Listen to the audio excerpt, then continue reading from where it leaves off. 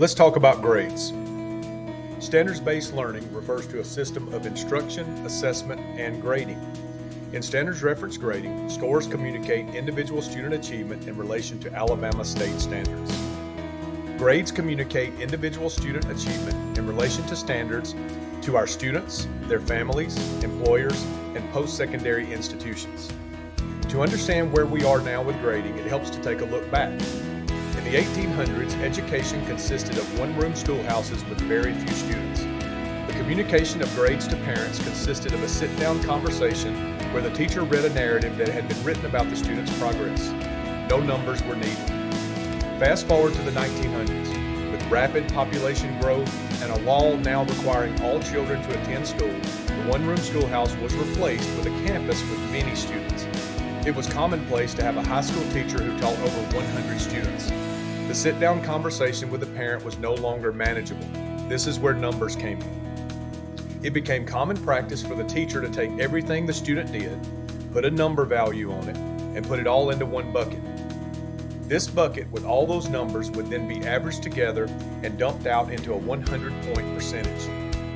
Although a traditional 0 to 100 grade provides comfort because it is something that most people are familiar with, it does not give clear communication of what was learned, and it does not provide parents with information about next steps and how they can support their child at home. For example, most people can explain the difference between the number 89 and 90. 89 is a B, 90 is an A. But no one can explain what those numbers really mean specifically related to the student's understanding of the standard. What about an 86, 87, 88? The 101 points of distinction make clarity impossible. We use a 4-point scale to clearly communicate learning. Think about taking your car to a mechanic to be serviced.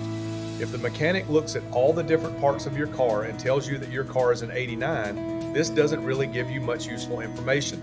On the other hand, if the mechanic tells you that your car's engine is great, battery is great, transmission is great, the brakes need a little attention, and the tires are okay, this is a much more clear description of the shape your car is in, and you now have the information that you need to take some next steps.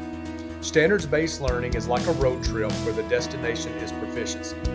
Grades communicate where the student is on their journey to proficiency of the standards that they are expected to learn.